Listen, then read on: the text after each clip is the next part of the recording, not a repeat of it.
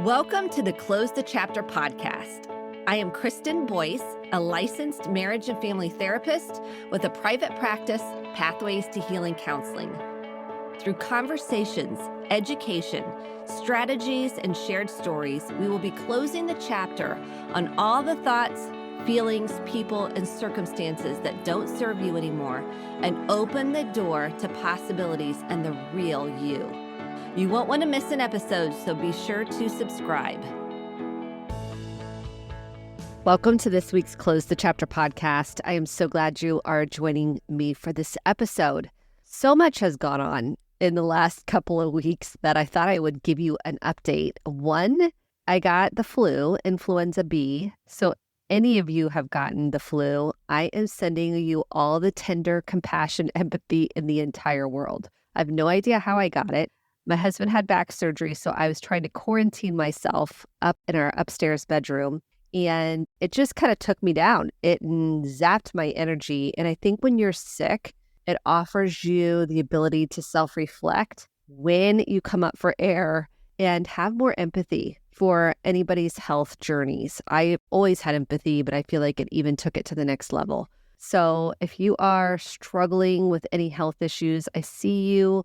I'm holding all the tender space and compassion in the world. So I thought we're going to do an encore episode, another episode of a previous year that we did this. It was several years ago because communication, I can't put too many episodes out about communication. We are lacking on the ability to have hard conversations. All of us, including myself, like we could all use help in having hard conversations. So in this episode, we're going to talk about how do we continue to have these difficult conversations? How do we improve our communication skills? How do we have enough self-awareness to reflect and own our part?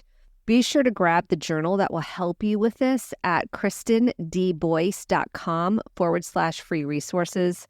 Tag us on social at Kristen D. Boyce. I'm just so grateful you're here. And if you are going through something really hard right now, please know that you matter, you're important, you're loved, and you're enough. We don't get to hear that too much. And when we can hear the truth, we can find healing.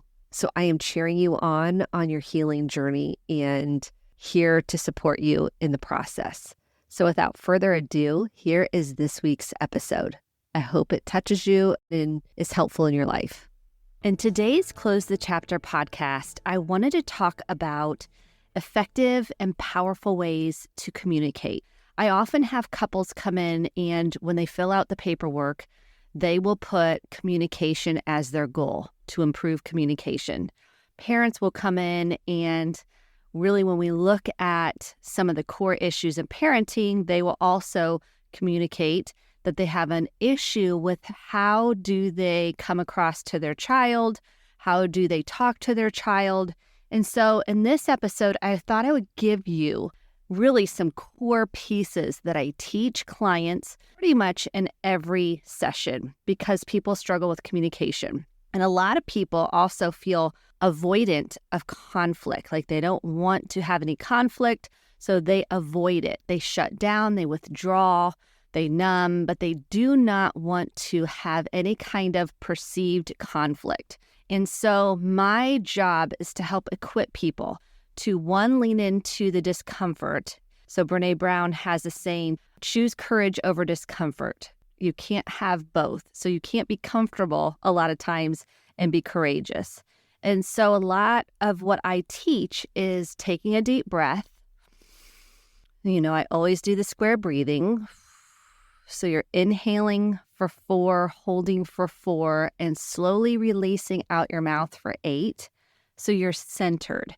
One thing I see a lot is reactivity with couples and parents. And when we're reactive, we're probably not at our prefrontal cortex. We're probably in the brainstem, fight, flight, or freeze. And it's not going to go well. So we can play that movie out. And if I'm dysregulated, I'm reactive, I'm probably not going to be communicating in a healthy way. So the first thing we're going to practice is taking that deep breath to center yourself. So you're less reactive, more regulated, more calm, and you'll have clarity. And so before you communicate, I have to kind of check myself. You know that saying, check yourself before you wreck yourself? There's some validity to that. So the first thing I need to do is kind of check myself. Take a deep breath, check my reactivity, because there's something there within me that's getting triggered. So I need to have some insight, some self-awareness to say, oop, that stepped on my shame of me not feeling good enough, or me feeling like a failure, or me feeling stupid, or maybe that triggered my fear of what you will think, my fear around the future. And so I have to take responsibility for my own reactivity. I have to take responsibility for my own triggers. That's huge in communication. Typically, we want to defend ourselves. We want to protect ourselves. And so we come from a very defensive response. It's that whole saying, do you want to be right or do you want to be happy? I don't really like the be happy part, but would you rather have connection or be right? And a lot of times the being right is to mitigate my own shame. So first of all, I have to check my own reactivity. I have to calm myself down.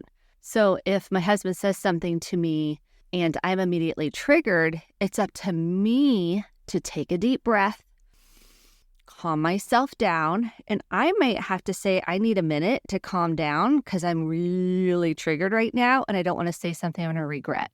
I might say something like, I need to take like 5 minutes. I need to write this down because I'm feeling extremely overwhelmed right now and I'm in a shame spiral and nothing good is probably going to come out of me at this point. Sometimes I say I'm not fit for consumption, like I just need to go put myself to bed. So we have to know ourselves pretty well in terms of where am I at? What is going on inside of me? What wire has gotten tripped, so to speak? That is my responsibility. It's not up to another person to regulate us. It's not their job. For starters, we can't. Unless they're a child, then a parent can help co-regulate a child. If it's adult to adult, even if the person is functioning like a child, I still can't regulate them. I can regulate myself. So that's the first thing. That's the first thing I teach. Pretty much put your feet on the floor, take a deep breath, check what's going on the inside. Then we can start working with what's going on. So where I start with couples is one, self-awareness, and that takes a lot of time. That takes a lot of consciousness, and it takes a lot of energy. They have to be responsible for the energy they bring into a room. So for example, if I come home and I am super exhausted and I see stuff all around the house, it's not picked up, and I start barking orders like, I told you to pick this up. Okay, that's my stuff. That's my energy. I have to take a deep breath. I'm not communicating in an effective way. I have to be responsible for the energy I'm bringing into a room. So I might say something like, I've had a day. It's not you.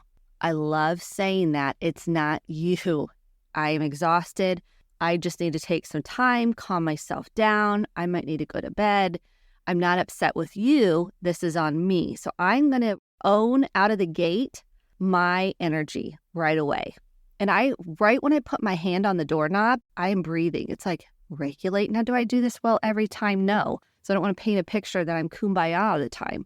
I try to be so self-aware. So I put my hand on the door, I take a deep breath, and I say, let me calm myself down. So when I walk into the room and I see a mess, I can regulate myself through it. I don't project that or put that on, hot potato it to somebody else. So then after we do that, and I work with couples on that piece, then we can start working with the core emotions. And the episode on core emotions is episode 14, if you want to go back and listen to that, and episode 28 with Hillary Hendel Jacobs, It's Not Always Depression. So episode 14 and 28, because in order to communicate effectively, I have to know what I'm feeling. It's important because I work with I feel statements. And you probably, if you've done any couples therapy, you know they're going to teach you this because our parents didn't use this often. And it'd say, I feel sad because they did. You always, you never. So the first thing I say is we're going to eliminate that from the vocabulary. We are going to take you always, you never, or starting off a sentence with you out of the equation because what do we want to do? Defend ourselves. We want to say, no, that's not true. I did take out the trash yesterday. If you say, you never take out the trash, or you always do this, we want to defend ourselves. And then I take the word, and if you've heard any of the previous episodes, but, B-U-T, out of the vocabulary and replace it with and. So we say, I love you and I feel sad because I want to spend time with you. And when you're on your phone, I feel sad because I really want to connect and we're not able to when you're on your phone. So that would be taking ownership of my own feelings. I didn't use the word but. I love you, but when you are on your phone, we never spend time together. See how the energy, and I said it differently too, the energy shifted. So the I feel, we want to put a feeling in there from the 7 core emotions. And those are fear, which is often going to be the case. I'm going to give you the ones that are most likely going to fit. Fear, sadness, disgust, anger. Anger can also function as our bodyguard. If you think about a bodyguard, it can bump out anything that hurts us. It can kind of be a shield. So we have to watch that one because that can be a secondary emotion as well. Then there's joy, excitement, and sexual excitement. So what I encourage couples to do is put a I feel with a core emotion there. So I feel afraid, I feel sad. And so what happens because, and then complete the sentence. What couples do is I feel like you are always on your phone. Okay, that was an opinion and a judgment. I didn't own anything. I didn't use my own feelings in there. And so what happens is the person gets defensive. So we eliminate that by saying how you really feel with a core emotion in there. And then what I encourage couples to do, and I also taught this to my kids. So there's a YouTube video out there, and I do it for workshops I'm teaching where you say, I feel sad because, and then my daughter, because you took my Barbie. This is when they were 2 and 3.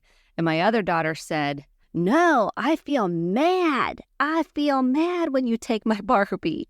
And then my other daughter mirrored back, oh, you feel mad that I took your Barbie. And I'm making my voice sound very much younger. And so what I taught them to do was mirror. Mirror is like holding up a mirror, looking into the mirror. So the person that's reflective or listening can mirror back what they heard. And what that activates, it's what's called mirror neurons in our brain, and it helps calm the nervous system down.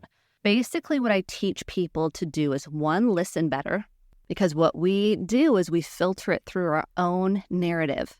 And we are convinced that the person's saying XYZ, and they're not really saying XYZ. It's going through my shame filter. It's going through my fear filter. It's going through my upbringing filter. And so I teach couples to really listen to understand, really truly listen to try to understand where the person's coming from. So if we are in different countries, in this culture, I might do it this way, but in that culture, I might do it another way. That's same with couples. They might have grown up in a home where they didn't do birthday gifts, but in your home, you did do birthday gifts. So you get mad that the other person doesn't give you a gift. Well, let's try to create some understanding rather than getting a story about that. So I try to work with couples on 1, listening, working on their own filter, and 2, trying to understand. And with the mirror neurons, what mirroring or repeating back what you hear helps the person do is really try to understand where the person's coming from, even if you don't agree.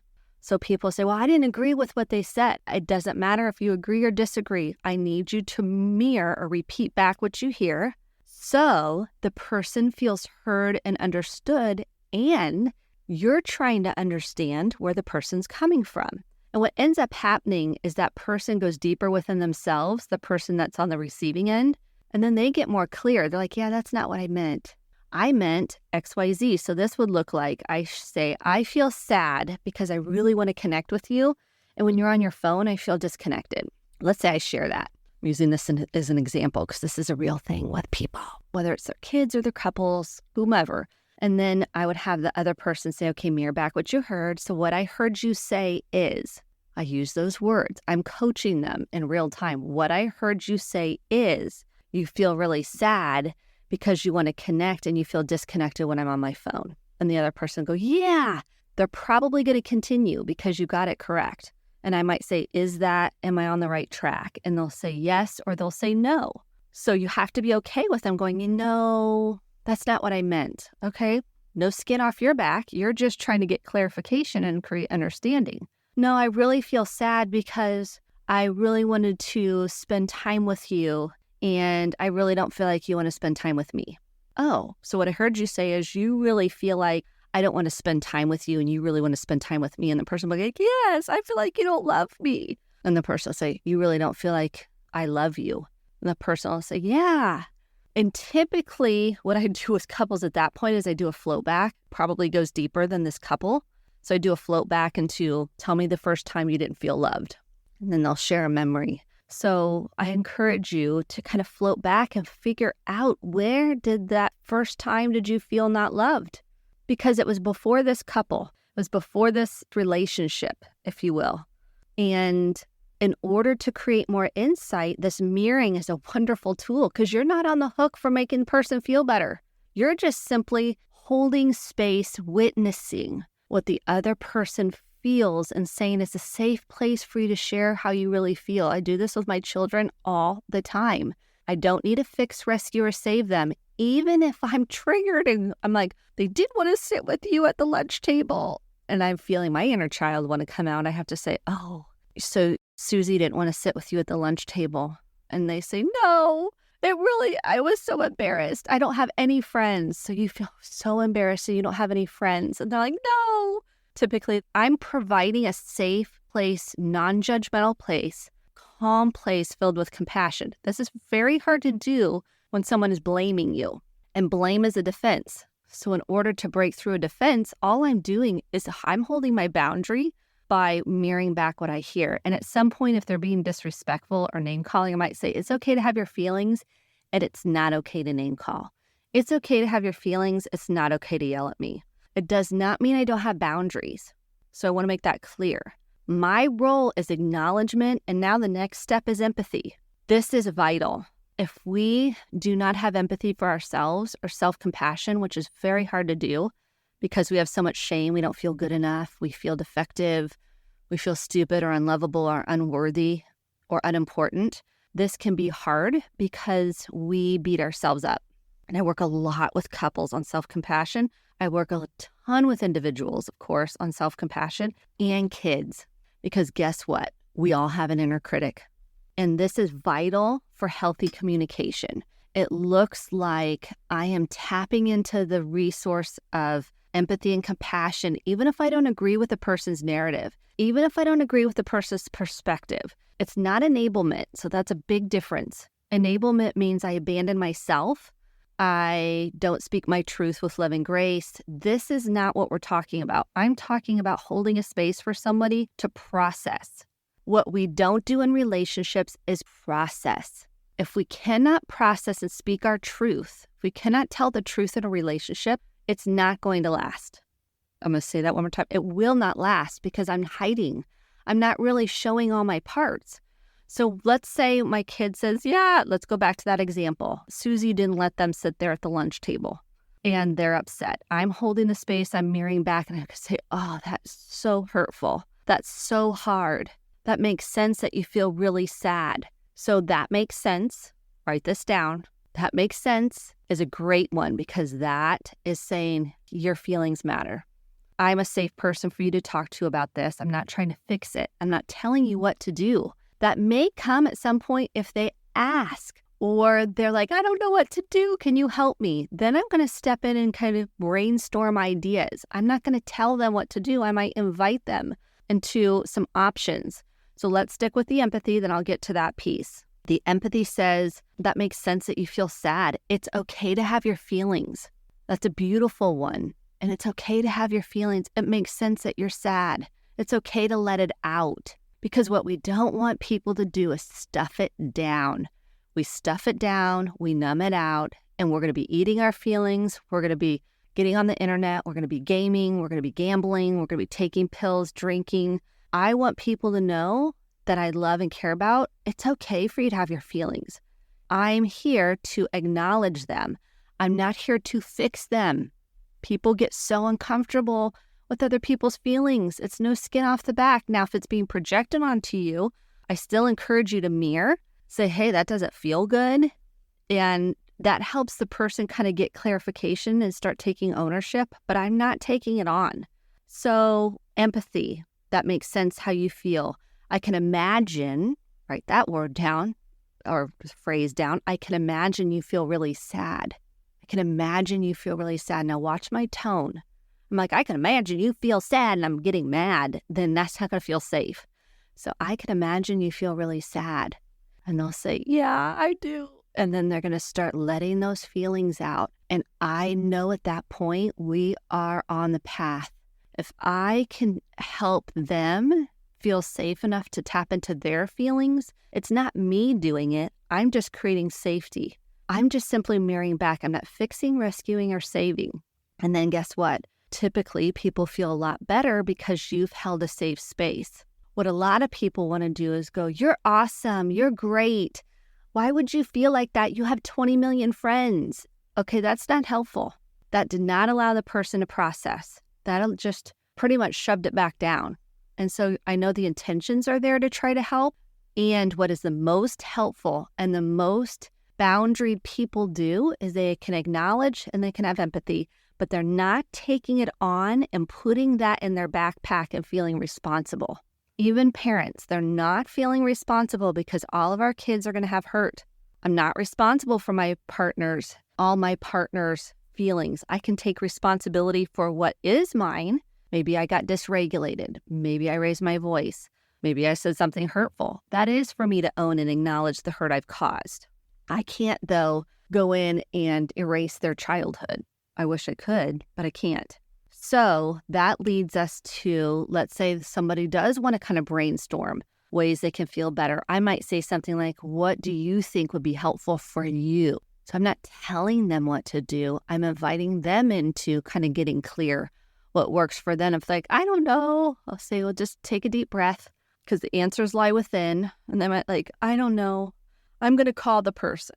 Okay, do you want to role play what that might look like? And they're like, yeah. I'll say, okay, we can role play it.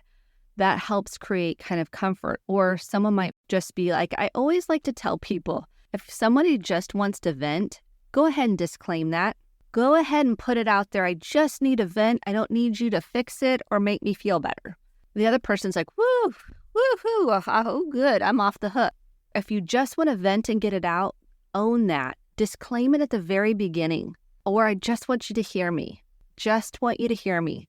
This would be a great episode to share with somebody you're in a relationship, whether it's a romantic relationship, a friendship, a parent-child relationship, because I think people feel really responsible and they don't want to have hard conversations because it's so scary. And what I'm saying is you are stunting that relationship because you're not showing up with your authentic self. And it's how we say things. It's how we go about it. So if I'm regulated, I'm taking responsibility for my own thoughts, feelings, and emotions. I'm not putting them on somebody else. Whew, that's half the battle. So I always say this kind of goes without saying, but no name calling, snide remarks. We call that passive aggressive, where we're like, would be nice if somebody helped me with the laundry. That's kind of martyrdom. And that's very passive aggressive. Like if you want help, ask directly, could you please help me fold this laundry? And be specific. So people get very snarky. So no snarky comments. And watch facial expressions. This is interesting because I get called out on this with my kids. They will say, your facial expression, you look disgusted. And I'm going, I don't look disgusted. What are you talking about? Obviously, I can't see my face. They are mirroring back to me. Notice, Mom, what is going on? Because the message they're getting just from I might say nothing, just from my facial expression is, you're really disgusted with me. And thank goodness they can tell me the truth and say that to me. And I can check it and I can go, oh, okay, that I can see how if you thought I was disgusted, that's really hurtful. I will really pay attention to that. I just want you to know I wasn't disgusted. And don't use the word but, I can see how that might have come across because I was squinting because the sun was in my eyes or something like that. I want to acknowledge what they said and I want to take it in. They're giving me feedback. Now I'm going to have to discern between projection, what they're really uncomfortable with and what they might not want to feel, which wasn't the case, and truth. I want that in my relationships. Tell me the truth. I want to be a safe person for someone to tell me the truth.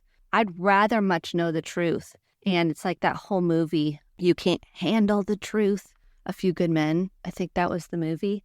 And I'm like, I can handle it. I can take it. And I work with people to be able to handle and take the truth instead of pretending, living in a fantasy, not living in reality, or avoiding. And the truth is there. That's why people with couples that go, I knew for a long time. Well, let's talk about denial.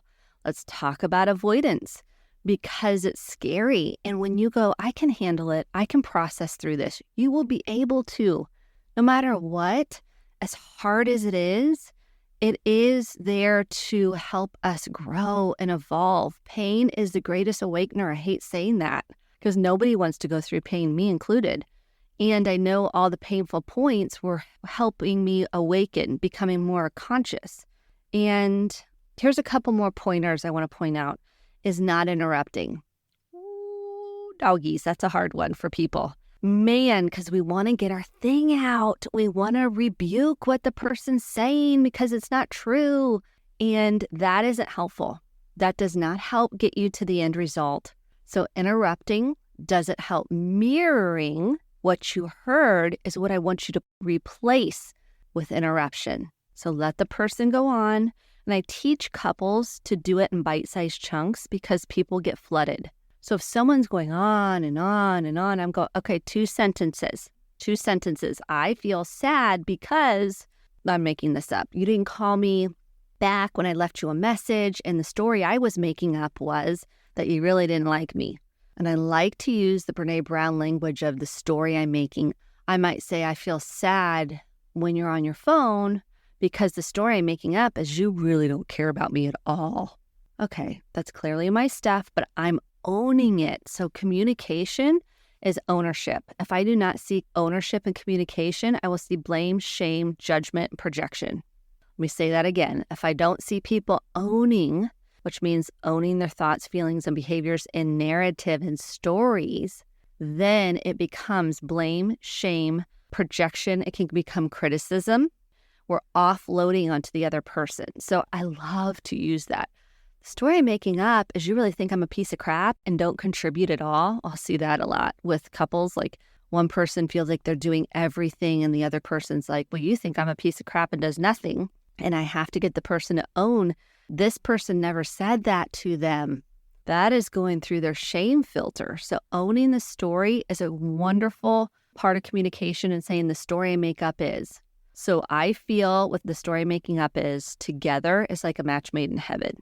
The other thing is the tit for tat. I see, well, you said this. Well, you did that. I wouldn't have done that if you hadn't done this. Well, I wouldn't have gotten so upset if you hadn't have left all the dishes in the sink. I'm like, hey, how old do we sound? We're talking 6, 7, 8-year-olds. And we will not, let me repeat, will not get to resolution with the tit for tat, or the cross complaining will not happen. So we have to take ownership. And if someone does do that, which does happen, let's say the person that's just their MO because that's how their family system grew up, I might say something like, the story I'm making up is that you really think I'm worthless because I didn't put the dishes away. And let's just play this out. Let's say someone says, yeah, I do think you're worthless. I'm going to say, take a deep breath. Is that a relationship you want to be in? Because that's crossing the line into a very toxic dynamic. So taking ownership in any relationship is critical. It's critical to a healthy relationship. When I say telling the truth, it's not vomiting on somebody at all. It's not calling names. It's not cursing at them. It's not yelling at them. It's not being passive aggressive or aggressive. It's taking complete ownership. And when you see I feel with a feeling in there, along with the story making up, I'm taking complete ownership for my own thoughts, narrative, feelings, and behavior. And so the other thing is people don't like to stick to an issue.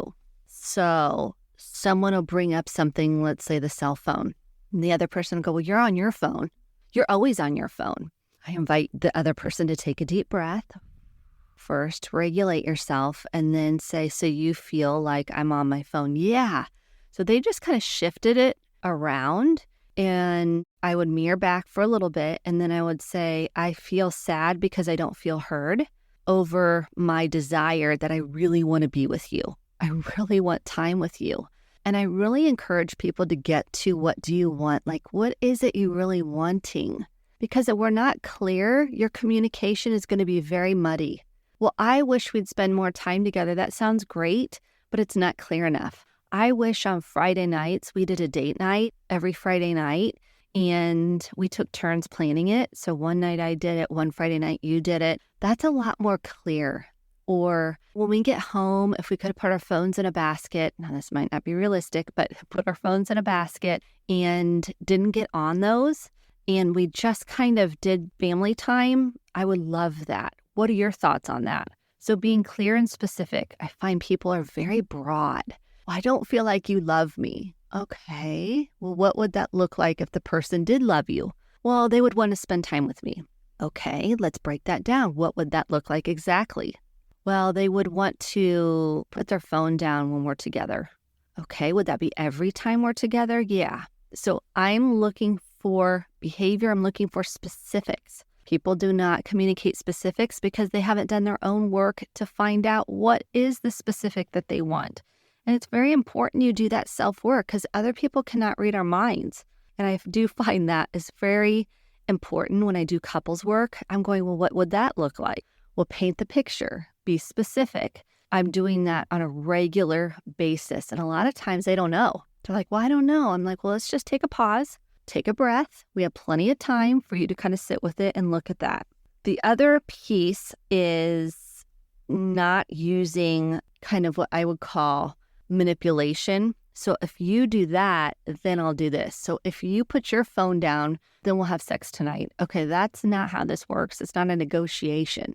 That's very childlike. Adult-like is taking ownership for, again, our contribution to the issue. So I often start off with couples in particular, asking this question. What part of this dynamic do you own? Like, what is your ownership and how you got to this office? And some couples come because they want to be proactive. Love that. That's typically not the case. And so I want them to have some skin in the game. I want them to own. And that's what I encourage everybody to do in order to make change in your life, is look at how have you contributed to the problems? How have you contributed to the dynamic? Not to go into shame, not to go into beating yourself up, because you can actually turn your life around when you take responsibility. You can actually really make some sustainable change, because shame wants to tell us we're just a piece of crap. Or guilt can help us to lead to positive changes. Guilt is more about our behavior. I love it when people can apologize for what they've done specifically and how that has impacted another person. The other thing that can be detrimental is preach and teach. I've mentioned that before, the preach and teach. So I know better than you, and this is why you're wrong. That does not go well. So the minute someone starts preaching and teaching, I'm like, okay, that's a defense. So something's gotten triggered in you, and that starts putting what we feel like is a hierarchy in place. And that will create disconnection in a hot minute. So I watch the preach and teach, and I'm like, just mirror back what you hear. Let's stick with I statements, I feel, with those core emotions in there. So we're not projecting onto the other person. And again, using the I messages rather than you messages, and that's including with our kids, because the kids start internalizing that shame. If I say, you never, you always, you this, you that turns into shame. And if I say you should, okay, should is shame. We're shoulding all over ourselves. Should is shame. Shame is not feeling good enough. I like to change the shoulds to coulds. So I'm wondering how you would feel if you could speak your truth using an I feel statement with your partner. And immediately they're like, oh, or your parents. Oh, I could never do that. I'm like, then we're not going to create healthy dynamics. I don't care if the other person is not doing this work. I still want everybody doing this communication pattern. I want to change generational dynamics. It doesn't matter if the other person doesn't do this. I want you to do it. It doesn't mean you don't have boundaries, because again, the most courageous people have boundaries. What's okay, what's not okay. It's okay, again, to take some time to calm yourself down. So that, again, is taking responsibility for your own energy. And I think the other piece that is super, super important in communication is your body language. So right now, if I have my arms crossed, which is very comfortable, by the way, if you're sitting sometimes, and I watch body language. Do I have an open body stance or do my arms folded in front of me and they're crossed, which creates kind of a guard, a defense? And someone's going to read into that. People that are hypervigilant from trauma read a lot into body language. You have to be aware of your own body language. That goes back to the facial expressions. So someone will say, I'm not mad, but they've got their arms folded, their shoulders are tightened, and they're short of breath, and their tone is escalated. That typically means somebody might be triggered. And so all I want the other person to do is take a deep breath, regulate themselves, because you can't be responsible for the other person's feelings. But the communicator needs to be aware of how you're communicating in the body language. And this isn't used as a weapon of mass destruction. So people go, we got home after we came to counseling. I'll say, did you mirror me like Kristen told us? You didn't mirror. You didn't do the empathy. You didn't do the acknowledgement. I'm like, oh no, this is not what we want. We don't want to go into weaponizing therapy, or this is what you should and shouldn't do, because that's going to turn into shame and that's going to turn into defensiveness. So those are some really key points when I work with couples. The other piece with couples that I work a lot on is the inner child work and family systems. So that can't be ignored. Our experiences in our life, especially when we're small, they do have an impact on us. So I often ask, what were your parents' marriage like? What was your relationship like with your mom? What was your relationship like with your dad? Do we have some grief and loss? Do we have divorce? Do we have death? Do we have abandonment issues? Is there adoption? Were there health issues growing up? These affect what we have seen, the patterns that have been established, and what patterns we repeat unconsciously and sometimes consciously. And it's not to go back and go through all the childhood. It's to create understanding, to go, oh, that's why when you're on your phone, it reminds me of my dad watching TV nonstop and me going, dad, dad, dad, dad, him not noticing me. Oh, that makes sense. That's why this is a wound. This is really interesting because I have several couples that I've mapped out a dynamic with. So let's just take, for example, this gender doesn't really matter, but I want to take, just for simplicity reasons, a simple example of how this really impacts changing family systems. And I love it when I have a whole family in my office because this is what we do. So we have a dynamic between a couple, and the wife has anxiety. She has overwhelm. She's stressed. The husband has kind of bent towards shame. And so what was happening is, as the wife was getting overwhelmed and feeling overwhelmed, what would happen is the husband would feel responsible and feel like they have to fix it. And that would trigger their shame of, they felt like the wife was saying, you're not good enough, you're not doing enough, and you're not a good husband. And so what would happen is every time the wife would go into anxiety or stress and overwhelm, we were tripping the wire on the shame. Well, they didn't even know that. They didn't know that this was the dance they were getting into. So what we did is, one, we tried to map out that dance to see a pattern. Oh, the wife's getting overwhelmed. The husband's feeling like he's not doing enough and it's his fault. And sometimes the wife would project onto the husband, like, you didn't help with the kids, or you didn't help me clean the house. I'm doing everything. And so instead of communicating what she did need, she was being passive aggressive, kind of a little bit of martyrdom, and not saying really what was she needed. So the husband was feeling like, well, I must be a piece of crap. Well, we went back to his childhood and unpacked that. We went back to her childhood and unpacked that. And they started using the core emotions, getting connected to their own core emotions. And then they were able to start communicating. I feel afraid, because that was her big emotion. I feel afraid because I'm not going to get everything done. And the story I'm making up is that if I don't get everything done, then it's just going to pile up and you're going to think I'm a bad wife. So I'm making this up. So then he was able to mirror that back without feeling so defensive and responsible. And then he was able to say, I feel sad, or I feel like I'm going into a shame spiral when you start complaining about everything in the house and what's not done. And the story I'm making up is, you think I'm a lousy husband and a terrible father.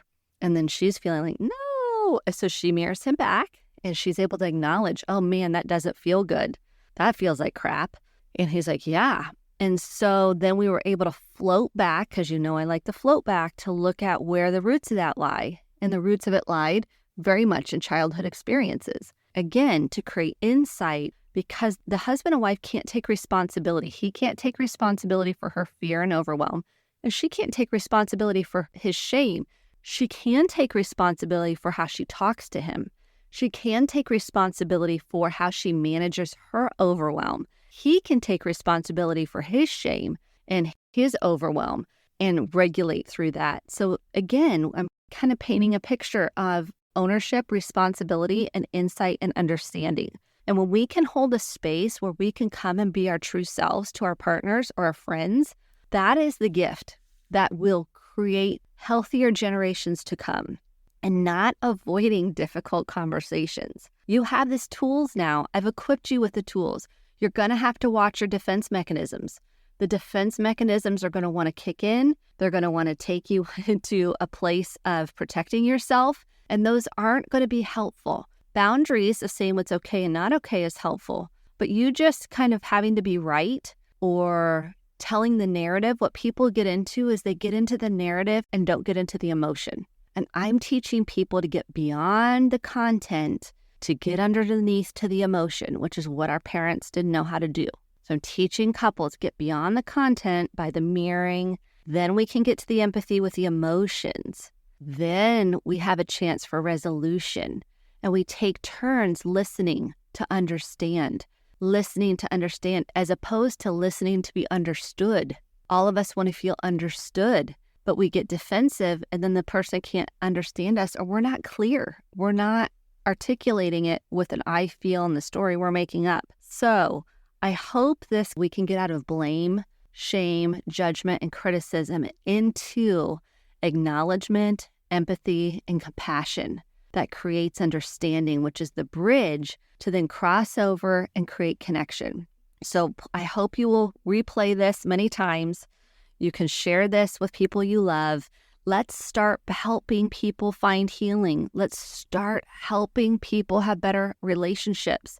And it begins with each of us. So if you can get the word out to just share this, my goal and mission for this whole podcast is to help people heal. That's my heart.